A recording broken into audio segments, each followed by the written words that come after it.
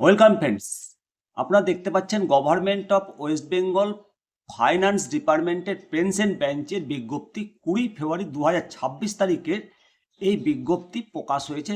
Memo number আপনাদেরকে দেখাচ্ছি zoom করে দেখুন। এই বিজ্ঞপ্তিটা অত্যন্ত গুরুত্বপূর্ণ বিজ্ঞপ্তি এবং জনকল্যাণমুখী নির্দেশিকা জারি করা হয়েছে বলেই বলবো। মূলত পশ্চিমবঙ্গের সরকারি কর্মচারীদের দীর্ঘদিনের দাবি এবং কেন্দ্র সরকারের নিয়মের সঙ্গে সঙ্গতি বিধান করে এই নির্দেশ ওয়েস্ট বেঙ্গল সার্ভিস রুল 1971-এ একটা বড়সড় পরিবর্তন আনা হয়েছে। সংবিধানের 309 নম্বর অনুচ্ছেদের বলে এই সংশোধনী কার্যকর করা হয়েছে। মূলত এই সংশোধনের সবথেকে উল্লেখযোগ্য দিক হলো যে ডেট গ্র্যাচুইটি ফ্যামিলি পেনশনের যে সংজ্ঞা সেটা বৃদ্ধি করা। এতদিন থেকে অনেক ক্ষেত্রে বিবাহিত কন্যারা পরিবারের প্রত্যক্ষ সদস্য হিসাবে এই সুবিধার আওতার বাইরে থাকতেন।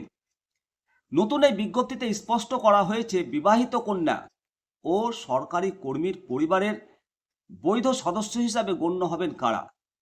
নতুন নিয়ম অনুসারে ডেট গ্র্যাচুইটির জন্য পরিবারের সদস্য হিসাবে ধরা হবে স্বামী বা স্ত্রী, চাকরিজীবীর লিঙ্গভেদে, সন্তান, কন্যা, অবিবাহিত, বিধবা, বিবাহ বিচ্ছিন্না এবং বিবাহিতা সবাই এর অন্তর্ভুক্ত হবেন।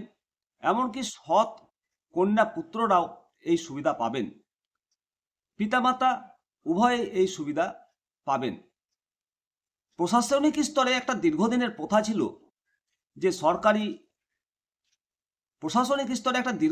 ছিল যে সরকারি কর্মীর মেয়ের বিয়ে হয়ে গেলে তাকে আর নির্ভরশীল হিসাবে ধরা হতো না, সার্ভিস বুক থেকে তার নাম বাদ দেওয়া হতো।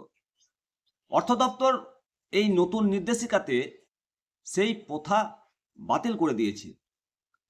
অর্থাৎ বৈবাহিক অবস্থায় পরিবর্তনের কারণে কোনো মতেই মেয়ের নাম সরকারি নথি থেকে মুছে ফেলা যাবে না।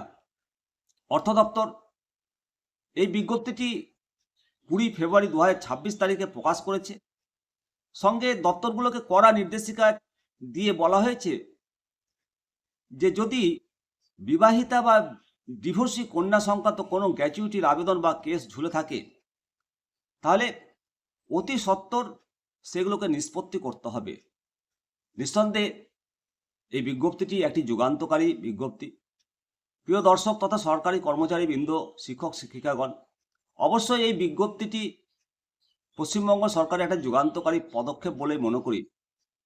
আপনারা অবশ্যই মন্তব্য করবেন যে এই বিজ্ঞপ্তি কতটা আপনার কাছে জনকল্যাণমুখী হলো। ভালো থাকবেন, অবশ্যই মতামত দেবেন। জয় হিন্দ, জয় ভারত।